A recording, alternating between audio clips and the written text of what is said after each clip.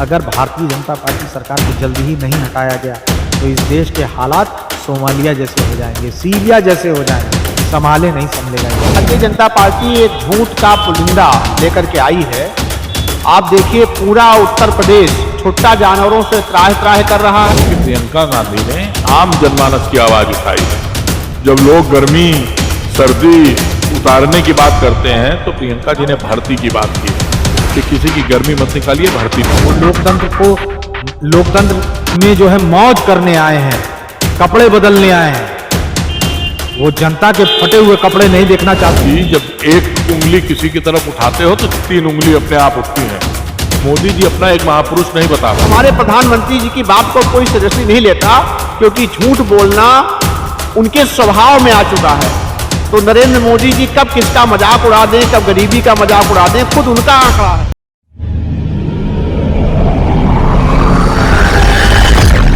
नमस्कार, स्वागत है आपका हमारे चैनल में। मैं हूं आपके साथ नीरज तिवारी। यूपी चुनाव को लेकर के लगातार सभी पार्टियां वोटरों को लुभाने के लिए नए अलग अलग वादे कर रही हैं। कल जहां सपा और भाजपा ने अपना घोषणा पत्र जारी किया है, वहीं आज प्रियंका गांधी ने भी अपना उन्नति विधान नाम से एक तीसरा घोषणा पत्र जारी किया है। इसके पहले भी कांग्रेस ने 8 दिसंबर को जो है शक्ति विधान नाम से घोषणा पत्र जारी किया था, और उसके पहले 21 जनवरी को भी भर्ती विधान नाम से घोषणा पत्र जारी कर चुकी हैं। आज प्रियंका गांधी ने तीसरा उन्नति विधान नाम से घोषणा पत्र जारी किया है। हम यहाँ उपस्थित है लखनऊ में, और हमारे पीछे यहाँ लखनऊ की जनता उपस्थित है। हम इनसे पूछना चाहेंगे, जानना चाहेंगे कि कांग्रेस इस लड़ाई में अपने आप को कहाँ खड़ा कर पाती है। इस समय जो है उन्नति विधान जो आज घोषणा पत्र जारी किया है, क्या वो जो यूपी की जनता है उसको लुभा पाएगी या नहीं लुभा पाएगी? सबसे पहले आप मुझे अपना नाम बता दीजिए। पंकज तिवारी। पंकज तिवारी जी, क्या लगता है कि आज जो प्रियंका गांधी ने बड़े बड़े घोषणाएं की हैं, बड़े बड़े वादे जनता से की है, तो क्या इससे यूपी की जनता को लुभा पाएगी, वो वोट में तब्दील हो पाएगी? बिल्कुल होगी, क्यों नहीं होगी, क्योंकि प्रियंका गांधी ने आम जनमानस की आवाज उठाई है। जब लोग गर्मी सर्दी उतारने की बात करते हैं तो प्रियंका जी ने भर्ती की बात की है कि किसी की गर्मी मत निकालिए, भर्ती निकालिए। इसलिए निश्चित रूप से जनता इस घोषणा पत्र को पढ़ेगी और जो इन 32 सालों के कुशासन को उखाड़ फेंकने के लिए कांग्रेस के नेतृत्व में कांग्रेस ने 20 लाख युवाओं को रोजगार देने की बात की है, तो वहीं सपा ने 22 लाख लोगों को रोजगार देने की बात की है। तो वही जो कल भाजपा का भी घोषणा पत्र है, उसमें हर परिवार के एक व्यक्ति को नौकरी देने की बात की है। तो इसको लेकर आप क्या सोचते हैं? क्या इसके पहले अभी 5 साल पहले तो अखिलेश की ही सरकार थी ना, कितनों को नौकरी दी थी। और ये 5 साल सरकार में रहे, केंद्र में भी हो 7.5 साल हो, उत्तर प्रदेश में भी 5 साल, उसमें कितना पहले भी इन्होंने 2 करोड़ रोजगार देने की बात कही थी। ये लोग झूठे हैं, जनता इनके झूठ को समझ चुकी है, जनता इनके झूठ की नब्ज को टटोल चुकी है। कोई चारा नहीं, कांग्रेस ही केवल उत्तर प्रदेश का विकल्प है। लेकिन मोदी जी ने कल लोकसभा में एक भाषण दिया था, उन्होंने कहा था कांग्रेस जड़ से समाप्त हो चुकी है और अपने विनाश की ओर अग्रसर है। देखिए, मोदी जी जब एक उंगली किसी की तरफ उठाते हो तो 3 उंगली अपने आप उठती हैं।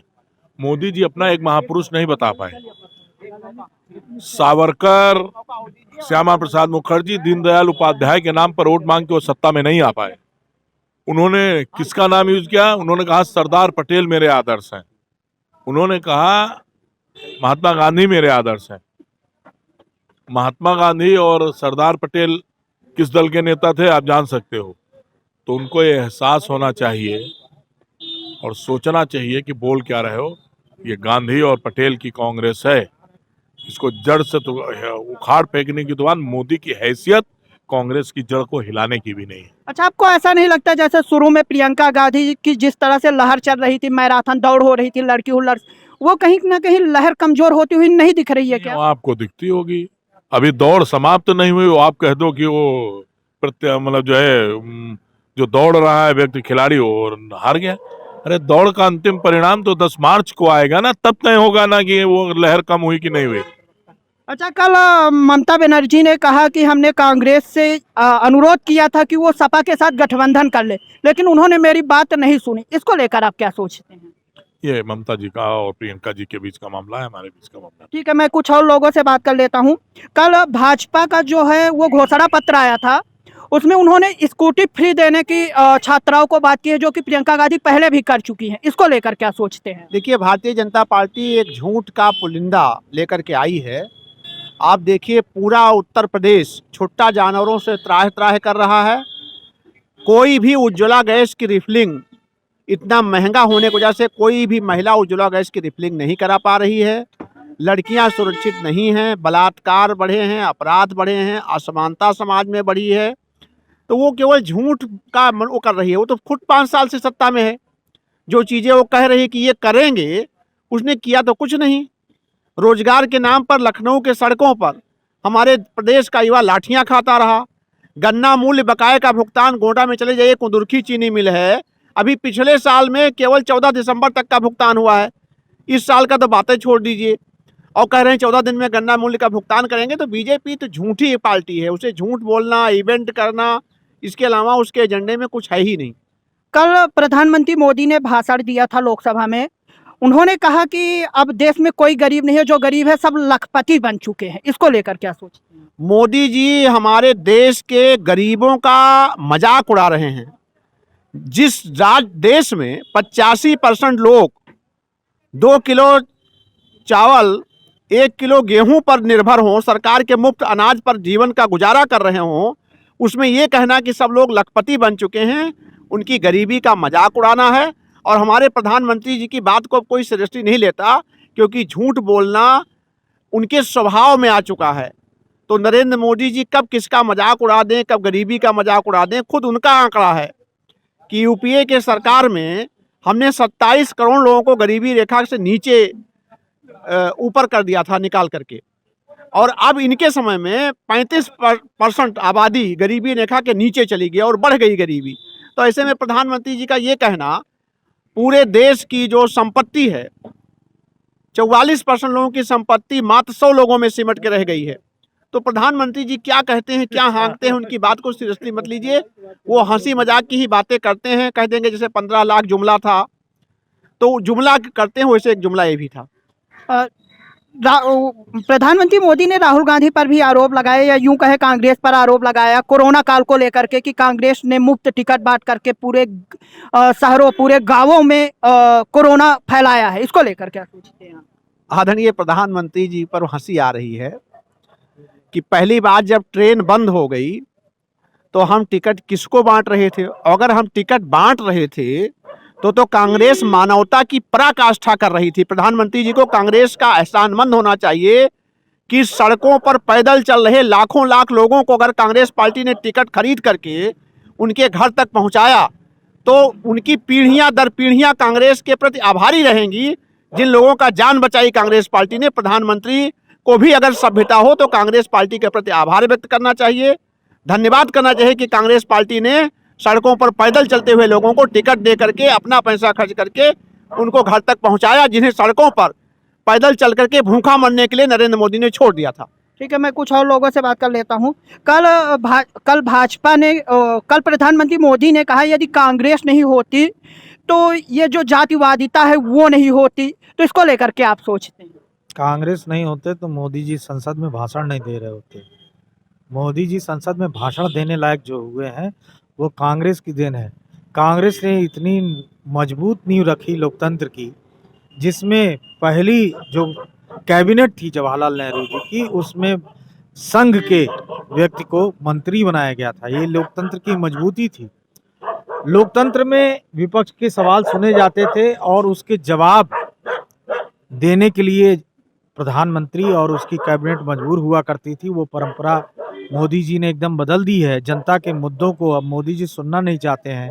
मोदी जी सत्ता में सिर्फ कांग्रेस को कोस के सत्ता में बना रहना चाहते हैं। ये दुर्भाग्यपूर्ण है। हमारे देश के लिए खतरा है, लोकतंत्र के लिए खतरा है, यहाँ के नौजवानों के लिए खतरा है, यहाँ की महिलाओं के लिए खतरा है, यहाँ के किसानों के लिए खतरा है। मैंने संसद का मोदी जी का भाषण सुना था। जिस तरह से उन्होंने एक एक छोटे छोटे मुद्दे उठाए, इतने बड़े लोकतांत्रिक दल में छोटी छोटी घटनाएं होती हैं। अगर उसको आप लिख कर ला कर संसद में पढ़ेंगे तो मोदी जी उन्होंने तंदूर कांड का जिक्र किया, उन्होंने जिक्र अभी जो अपने बगल में गृह राज्य मंत्री बैठा रखा है उनका नहीं किया, जिनके बेटे ने लखीमपुर में किसानों को रौंद दिया था, मोदी जी ने उस पर कुछ नहीं बोला। वो 84 के दंगे की बात करते हैं, 2002 के दंगे की बात नहीं करते हैं, वो नोटबंदी से मरने वालों की बात नहीं करते हैं, जीएसटी जो गलत लगी उससे जो व्यापारी आत्महत्या कर रहा है उनकी बात नहीं कर रहे हैं। यहाँ उत्तर प्रदेश की सड़कों में नौजवान 2 करोड़ रोजगार के वादे उन्होंने किए थे, यहाँ नौजवान को मारा जाता है, लाठियों से मार मार के जेल में ठूस दिया जाता है, मुकदमे लगाए जाते हैं और बुलडोजर से मकान ढहाने की धमकी दी जाती है। मोदी जी वो नहीं दिखाई देता है। मोदी जी ने जितने 2014 से पहले वादे किए थे कि अब की बहुत हुई महंगाई की मार, अब की बार मोदी सरकार, महंगाई पे बात नहीं करते हैं, महंगे पेट्रोल डीजल पे बात नहीं करते हैं। मोदी जी इस देश को चलाने लायक नहीं है। वो लोकतंत्र में जो है मौज करने आए हैं, कपड़े बदलने आए हैं। वो जनता के फटे हुए कपड़े नहीं देखना चाहते हैं। गांधी जी ने इस देश को मजबूत करने के लिए गांधी जी लंगोट में आ गए थे। उस देश का प्रधानमंत्री दिन में 5-5 बार कपड़े बदलता है, ये दुर्भाग्यपूर्ण है। भाजपा हमेशा ये आरोप लगाती है कि प्रियंका गांधी और राहुल गांधी चुनावी मौसम में केवल पिकनिक मनाने आते हैं। उस बार जो 7 सीटें आई थी, इस बार 0 आएंगी। इसको लेकर क्या कहना चाहते हैं? देखिए, भाजपा तो दोगली बात करती है। कभी कहती है कि कांग्रेस ने कोरोना काल में काम नहीं किया और कभी कहती है कि कोरोना बांट रही थी, कांग्रेस जो है वो रेल का किराया दे रही थी। मैं उस पर बात करना चाहता हूं। जब कांग्रेस रेल का किराया दे रही थी उस समय लॉकडाउन तुरंत लगा दिया गया, जरा भी 1-2 दिन का भी मौका नहीं दिया गया, ट्रेनें बंद कर दी गई। उस समय 5 किलो राशन मोदी जी क्यों नहीं बांट रहे थे? 31 मार्च तक उत्तर प्रदेश का चुनाव आया तो 5 किलो राशन बांटने लगे।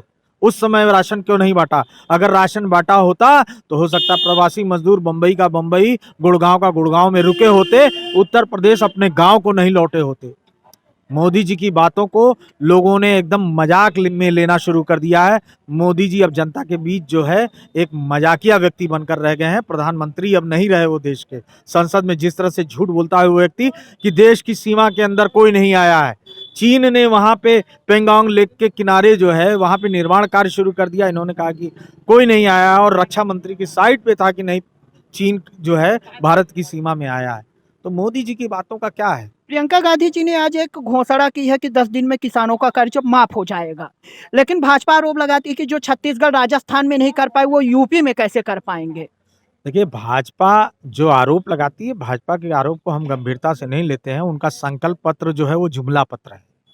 वो जो वादे करते हैं चुनाव से पहले, उसके बाद बता देते हैं भैया वो तो जुमला था, चुनाव में ऐसी बातें बोल दी जाती हैं।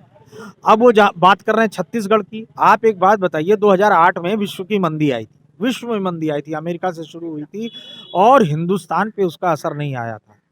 और विश्व में जब मंदी आई थी, जब लोग पैसा अपना निकालना नहीं चाह रहे थे, भारत की सरकार ने, मनमोहन सरकार ने, कांग्रेस की सरकार ने देश के किसानों का कर्जा माफ किया था कि नहीं? किया था ना। तो अगर हमने मंदी के समय अगर कर्जा माफ किया है तो ये कांग्रेस की इच्छा शक्ति है, कांग्रेस की बुद्धिमत्ता है कि वो कैसे बात करेगी। अनपढ़ों के सवाल के हम जवाब नहीं देते। भाजपा में सब अनपढ़ हैं और जो थोड़ा बहुत है वो सिर्फ अपने लिए है, कपड़ा बदलने के लिए, अपने सुख सत्ता के लिए, अपने भाजपा कार्यालय बनाने के लिए। देश की जनता से उनका कोई सरोकार नहीं है, देश की जनता से उनका कोई मतलब नहीं है। जनता 5 किलो अनाज पे आ गई है, अनाज वही बांट रहे हैं ना, ये तो कांग्रेस तो बांट नहीं रही है। 5 किलो अनाज क्यों बांट रही है? 13 करोड़ 15 करोड़ की संख्या वो देते हैं। अगर उत्तर प्रदेश में 5 किलो अनाज दिया जा रहा है तो उसको किस श्रेणी में आप रखते हैं? बीपीएल श्रेणी में, गरीब श्रेणी में रखते हैं ना। 27 करोड़ लोगों को कांग्रेस ने बीपीएल परिवार से 10 सालों में, यूपीए के शासनकाल में, मनमोहन के शासनकाल में 27 करोड़ लोगों को बीपीएल से ऊपर उठाया था, बिलो पॉवर्टी लाइन, गरीबी रेखा से ऊपर किया था। आज गलत नोटबंदी की वजह से, गलत जीएसटी की वजह से और कोरोना में जो राहुल गांधी जी ने निवेदन किया था, जो आर्थिक फैसले लेने के लिए कहे थे, वो फैसले न लेने की वजह से आज 23 करोड़ लोग गरीबी के रेखा के नीचे चले गए हैं। मध्यम वर्ग का हाल सुन लीजिए। हर चीज, रेल का किराया हो, आपका बैंक में ट्रांजैक्शन करना हो, आपका पेट्रोल डीजल के दाम हो, आपके दूध के दाम हो, सरसों के तेल के दाम हो, मध्यम वर्ग जो है पूरी तरह से टूट चुका है। अब वो गरीबी रेखा के नीचे जाने वाला है। देश का हाल क्या होने वाला है, ये आज का नौजवान, आज का मध्यम वर्ग नहीं समझ पा रहा है। अगर भारतीय जनता पार्टी सरकार को जल्दी ही नहीं हटाया गया, तो इस देश के हालात सोमालिया जैसे हो जाएँगे, सीरिया जैसे हो जाएँगे। सँभाले नहीं सँभलेगा ये देश। अच्छा, इस चुनाव में जैसे प्रियंका गांधी सक्रिय है, राहुल गांधी इस यूपी के चुनाव में उतना सक्रिय इस बार नहीं दिख रहे हैं। देखिए, राहुल गांधी जी राष्ट्रीय अध्यक्ष हैं, 5 प्रदेशों के चुनाव हैं। प्रियंका गांधी जी राष्ट्रीय महासचिव हैं उत्तर प्रदेश की, और उन्होंने उत्तर प्रदेश की ज़िम्मेदारी पूरी तरह से ली है। प्रियंका जी को समय यहाँ ज़्यादा देना पड़ रहा है।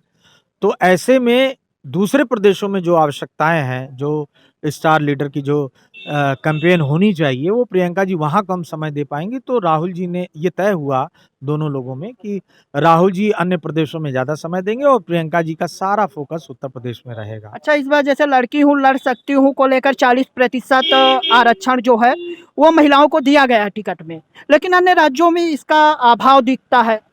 देखिए, प्रियंका जी ने बार-बार इस सवाल पर अपना स्पष्टीकरण दिया है कि मैं उत्तर प्रदेश की प्रभारी हूँ और मैंने एक प्रयोग शुरू किया है उत्तर प्रदेश से। उत्तर प्रदेश में लड़कियाँ जो हैं, उनकी शिक्षा दर बहुत कम है। आप अन्य प्रदेशों में जैसे पंजाब है, केरल है, गोवा है, मणिपुर है, वहाँ की शिक्षा दर ज़्यादा है। तो सबसे ज़रूरी है कि उत्तर प्रदेश की महिलाओं को, और यहाँ थोड़ा सामाजिक जो है बाधाएँ भी हैं। तो उत्तर प्रदेश की महिलाओं को आगे लाना है, उत्तर प्रदेश की महिलाओं की शिक्षा के लिए, उनके कल्याण के लिए, और वो मुख्य धारा में चल सकें। उसके लिए ख़ास तौर से राजनीति में वो आगे आ सकें, और उसकी शुरुआत अपने ही दल से की है।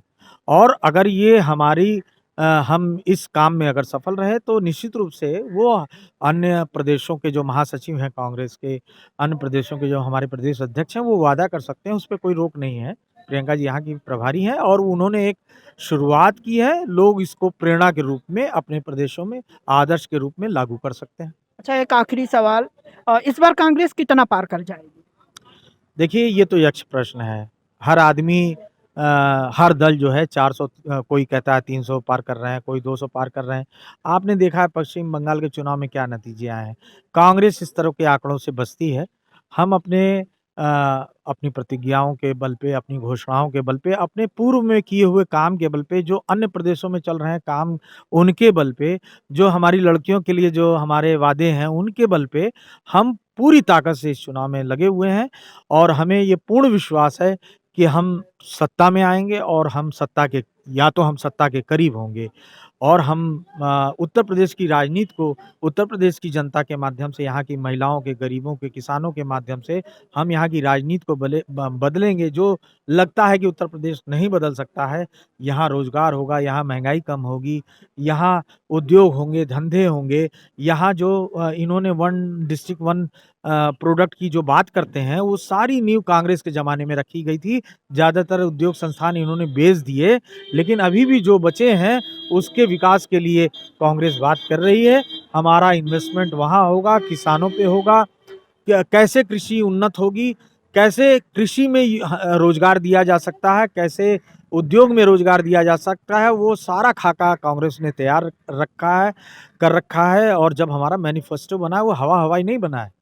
ये भाजपा और सपा की तरह नहीं कि पिछला मैनिफेस्टो उठाया और बना दिया। और कांग्रेस पिछले 8 महीने से जो मैनिफेस्टो दे रही है, वो पिछले 3 साल से काम कर रही थी। पिछले 8 महीने से जिस मैनिफेस्टो पे कांग्रेस बात कर रही है, उठा के उसको नकल चेप दिया, है ना? तो ये कांग्रेस का जो मैनिफेस्टो है, वो वाक़ई में एक प्रतिज्ञा है, जो प्रियंका गांधी द्वारा की गई है। कांग्रेस का इतिहास रहा है, जो प्रतिज्ञा जनता से करती है, वो निभाती है अच्छा, और निभाएगी। कांग्रेस ने अभी तक अपना मुख्यमंत्री का चेहरा घोषित नहीं किया है। सभी जो पूर्व मुख्यमंत्री है या मुख्यमंत्री के चेहरे हैं, वो विधानसभा चुनाव भी लड़ रहे हैं। प्रियंका गांधी ऐसा नहीं, किसे आप मुख्यमंत्री का चेहरा मानते हैं कांग्रेस की तरफ से? देखिए, इसका भी जवाब प्रियंका गांधी जी ने बार-बार दिया है। मुख्यमंत्री का चेहरा नहीं, लेकिन इस चुनाव का चेहरा तो प्रियंका गांधी है ही है। जहाँ तक रहा मुख्यमंत्री का सवाल, तो कांग्रेस का संविधान में, लोकतंत्र में अटूट विश्वास है। संविधान ये कहता है कि चुने हुए विधायक या सांसद अपना मुख्यमंत्री, अपना मुखिया, अपना प्रधानमंत्री चुनेंगे। हमारे यहाँ ये परंपरा कम रही है कि हम चुनाव से पहले घोषित कर दें, और हो सकता है हम घोषित कर दें, वो जनता की पसंद ना हो। तो जो चुन कर आएगा विधायक, उनके बहुमत से अगर हम मुख्यमंत्री चुनेंगे, तो वो समाज के लिए, प्रदेश के लिए, देश के लिए ज़्यादा बेहतर काम करेगा और वो जनता के विश्वास पे ज़्यादा खरा उतरेगा। ऐसी हमारा विश्वास रहा, हम उसी पे काम कर रहे हैं। हाँ, अपवाद ज़रूर रहा है कभी-कभी, लेकिन वो तब रहा है कि जब हम पहले से सरकार में हों। जैसे मान लीजिए अगर हम वहाँ अभी पंजाब में चन्नी जी को मुख्यमंत्री का चेहरा घोषित किया, तो वहाँ हम पहले से सरकार में हैं, वहाँ हमारे विधायक हैं, विधायकों की बैठक हुई, उन्होंने कहा कि हमारा ये चेहरा होना चाहिए। मगर उत्तर प्रदेश में हमारी इतनी संख्या नहीं है कि हम पहले से 403 सीटों वाले प्रदेश में हम पहले से मुख्यमंत्री का चेहरा कर दें। ये जनता के साथ अन्याय होगा, ये कांग्रेस के कार्यकर्ताओं के साथ और जो चुनकर आने वाले विधायक हैं, उनकी अभिव्यक्ति के साथ अन्याय होगा। तो ये थी हमारे साथ लखनऊ की जनता, जिन्होंने अपने हर मुद्दे को बेबाकी से रखा। प्रियंका गांधी के उन्नति विधान को लेकर के भी अपनी राय रखी। अब देखना दिलचस्प 10 मार्च को ही होगा कि आने वाले समय में किसके सिर ताज सजता है और किसका सुपड़ा साफ होता है। वीडियो जर्नलिस्ट ज्योति शुक्ला के साथ नीरज तिवारी की रिपोर्ट।